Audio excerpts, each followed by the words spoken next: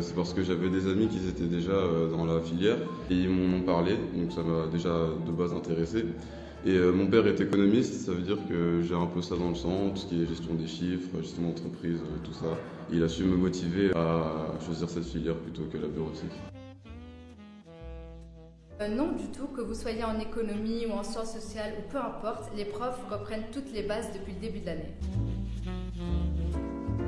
En fait, nous voyons toute la comptabilité. En 5e année, nous voyons les bases de la comptabilité qui sont très importantes. Donc on apprendra à un élève comment on doit enregistrer un achat, une vente.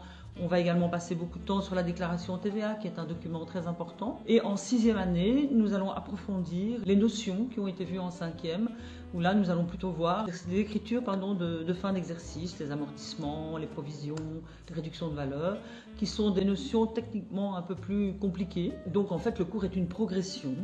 On va petit à petit amener l'élève à un sommet dans la comptabilité. Le cours d'AIP est un cours d'activité d'insertion professionnelle et consiste à aider les élèves en dernière année à s'intégrer dans des milieux professionnels par différentes expériences, par différentes activités qui leur donnent des outils et des clés pour trouver leur marque au sein d'un nouvel environnement plus professionnel. Dans le cours d'AIP, il y a une grande partie qui est prise par le stage en entreprise. Et ce stage en entreprise permet à l'élève de savoir s'il continue dans cette voie de la comptabilité ou si au contraire, ça le pousse à découvrir d'autres choses dans ses formations supérieures. Il ne faut pas avoir peur parce que déjà, on a des blocs de 2 heures et c'est bien réparti dans la semaine. Même si on a des difficultés, les profs elles sont là pour nous aider et il y a des remédiations. Donc on ne va jamais laisser l'élève se débrouiller. Le gros avantage de cette filière, c'est que vous ressortez avec 3 diplômes. Donc nous avons premièrement le CESS qui est pareil qu'en général, qui vous permet de faire n'importe quelles études, le diplôme de gestion qui vous permet de lancer votre propre activité commerciale et le diplôme de qualification qui lui vous permet de travailler en tant qu'assistant comptable à la fin de votre 6e. Mais oui, en fait, tu as un diplôme qui est quand même assez général au niveau de l'économie et donc tu as de très bonnes bases en fait quand tu sors d'une 6e comptabilité. Et on a pas mal d'élèves qui ne se destinent pas forcément à un baccalauréat en comptabilité.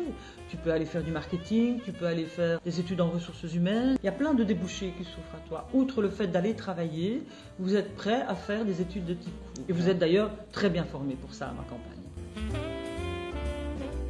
Ce qu'il y a dans cette école, mais qu'on peut retrouver dans d'autres écoles, c'est plusieurs sections, ça vous le savez. Ce qu'on a dans cette école, c'est plusieurs sections qui ne se ressemblent pas. Vous pouvez passer d'un couloir à l'autre et passer d'une 5 TQ compta à une 7e professionnelle en périculture ou en publicité.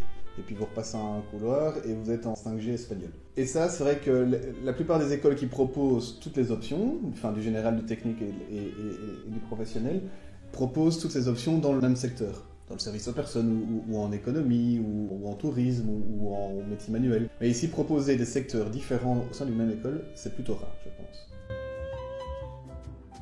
J'ai découvert ici vraiment en entrant dans à ma campagne, une autre ambiance, une autre dynamique et un autre suivi des élèves. Voilà, ça c'est vraiment quelque chose qui est propre à ma campagne. L'élève, c'est pas juste un numéro dans notre ordinateur, c'est vraiment on l'accompagne.